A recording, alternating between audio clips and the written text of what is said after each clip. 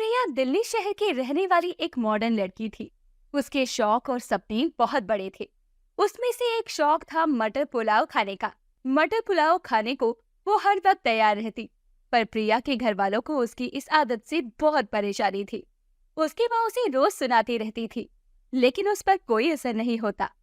एक रोज रात के समय प्रिया की माँ रमा उसे खाने के लिए आवाज देते हुए बोलती है, तेरा पढ़ने का ड्रामा हो गया हो तो आकर खाना खा ले।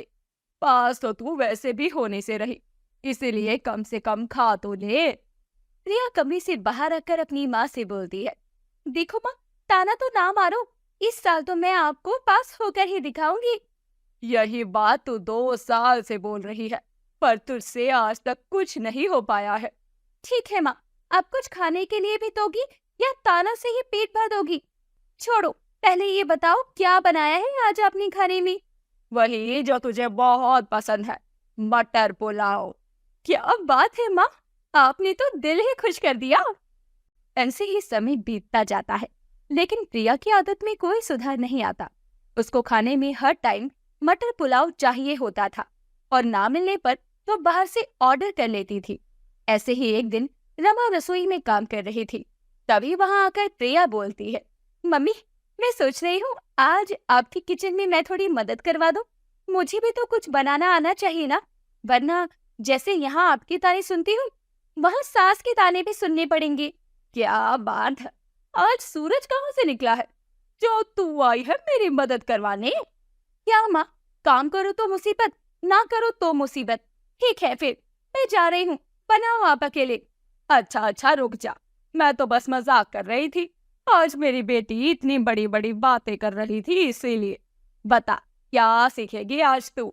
मम्मी, आप मुझे हर तरह के पुलाव बनाना सिखाओ, अलग अलग, जैसे प्लेन मटर पुलाव, पनीर पुलाव और एग पुलाव। क्यों, कहीं ढाबा खोलना है क्या तुझे, जो इतने टाइप के पुलाव बनाना सीखना चाहती है? नहीं मम्मी, एक जैसे खा खा कर बोर हो जाएंगे ना, इसीलिए अलग अलग सीखना है मुझे। जरूरी नहीं कि तेरी पसंद सभी को पसंद हो और सभी को पसंद आए। एक दिन इतना चावल खाएगी तो मर जाएगी। आप सिखाओगी कि नहीं? पहली बार कोई काम करने को बोला है तूने, मैं मना कैसे कर सकती हूँ? प्रिया अपनी माँ से हर तरह के पुलाव बनाना सीख लेती है और अब जब भी उसका मन करे वो मटर पुलाव बनाकर खा लेती। ऐसे ही समय गुजरता जाता है और समय के साथ प्रिया की पढ़ाई भी पूरी हो जाती है। कुछ टाइम के बाद उसकी शादी एक राहुल नाम के लड़के के साथ हो जाती है। शादी के बाद एक सुबह प्रिया की सास कमला उसके कमरे में आकर बोलती है, बहू, जल्दी से नाश्ता तैयार कर दे, राहुल को ऑफिस जाने में लेट हो रहा है। मैं मंदिर जा रही हूँ, थोड़ी देर में आती हूँ। जी माँ जी, बना तो लूं, लेकिन मुझे नहीं पता कि आप लोगों को क्या पसंद है। अरे कोई बात नहीं बहुरिया, तो प्यार से जो भी बना देगी हम सब वही खा लेंगे। अच्छा मैं जा रही हूँ। कमला के जाने के बाद प्रिया किचन में नाश्ता बनाने में लग जाती है। कुछ समय बाद कमला मंदिर से घर वापस आती है और अपनी बहू को आवाज देकर बुलाती है, बहू, नाश्ता टेबल पर लगा दो और राहुल को भी बुला लो। जी माँ जी, अभी लगाती हूँ। वैसे बनाया क्या है बहू तुमने नाश्ते में? माँ जी, मैंने आज नाश्ते में पनीर मटर पुलाव बनाए हैं। चावल बनाए हैं तुमने सुबह सुबह? चलो कोई बात नहीं बहू। ऐसे ही वक्त गुजरता गया और कमला जब भी प्रिया से पूछती कि खाने में क्या बना है, उसका एक ही जवाब होता, मटर पुलाव। तीनों टाइम प्रिया के मटर पुलाव बनाने से कमला पक चुकी थी। इसीलिए एक सुबह वो प्रिया को बुलाकर बोलती है, बहू, तुझे तेरी माँ ने कुछ और भी सिखाया है कि नहीं? तुझे कुछ और भी बनाना आता है कि नहीं? माँ जी, मेरी माँ ने तो मुझे बहुत कुछ सिखाना चाहा था, लेकिन मुझे कुछ और सीखना पसंद नहीं था, इसीलिए यही सीखा मैंने, क्योंकि मटर पुलाव बनाना मुझे बहुत पसंद है और खाना भी।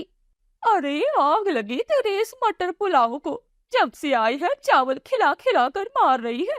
बहू, मुझे शुगर है, तुम मुझे इतना चावल खिलाएगी तो मैं समय से पहले ही ऊपर चली जाऊंगी। माँ जी, तो मैं क्या करूँ, मुझे तो कुछ और बनाना आता ही नहीं है।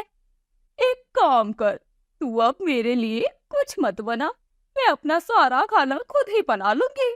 कमला इतना कहकर अपने कमरे में चली जाती है और रात होने के बाद अपने लिए कुछ बनाने किचन में जाती है। उसके कुछ देर में राहुल ऑफिस से घर आता है तो देखता है कि कमला किचन में खाना बना रही होती है। ये देखकर राहुल बोलता है, माँ, आज आप खाना बना रही हो क्या? प्रिया कहाँ है? अरे होगी अपने कमरे में। मुझे क्या पता बेटा, मैं खाना इसीलिए बना रही हूँ क्योंकि तेरी बीवी को चावल बनाने के अलावा और कुछ नहीं आता है। मैं अभी मरना नहीं चाहती। आप परेशान ना हो, मैं बात करता हूँ प्रिया से। इतना कहकर राहुल अपने रूम में जाता है और देखता है कि प्रिया आराम से अपने कमरे में बैठकर टीवी देख रही है, जिसे देखकर वो बोलता है, तुम यहाँ बैठकर टीवी देख रही हो और माँ नीचे खाना बना रही है? ये सब अच्छा नहीं लगता। तो आप मुझ पर गुस्सा क्यों कर रहे हैं? मैंने तो खाना बना लिया। अच्छा, तो क्या बनाया है तुमने आज? स्पेशल देसी घी में मटर पुलाव। यार, तुम पागल तो नहीं हो? दिन रात बस चावल चावल। तुम नहीं थकती होगी, लेकिन हम थक गए हैं। खाने में इससे भी अच्छी चीजें होती हैं और जो हमारे शरीर के लिए जरूरी भी हैं। कल से तुम मटर पुलाव नहीं बनाओगी। मुझे कुछ और नहीं आता है और मुझे इसके सिवा कुछ पसंद भी नहीं है। नहीं आता तो सीखो, क्योंकि रोज रोज इतने चावल खाने से हमारे शरीर पर बहुत गलत इम्पैक्ट पड़ता है। कमला और राहुल के लाख समझाने पर भी प्रिया पर कोई असर नहीं होता। कमला रोज अपनी और अपनी बेटी के लिए कुछ और बनाती और प्रिया दिन रात बस मटर पुलाव ही खाती। ये सिलसिला कुछ समय ऐसे ही चलता है।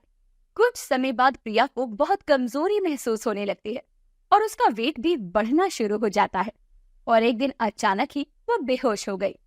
राहुल उसे लेकर हॉस्पिटल जाता है, जहाँ चेकअप के बाद डॉक्टर बोलता है, ये कुछ खाती पीती नहीं है क्या? खाती है ना, दिन भर बस चावल चावल यानी मटर पुलाव। अच्छी डाइट ना लेने की वजह से और ज्यादा चावल खाने की वजह से इनकी बॉडी में खून की जगह पानी बनना शुरू हो गया है।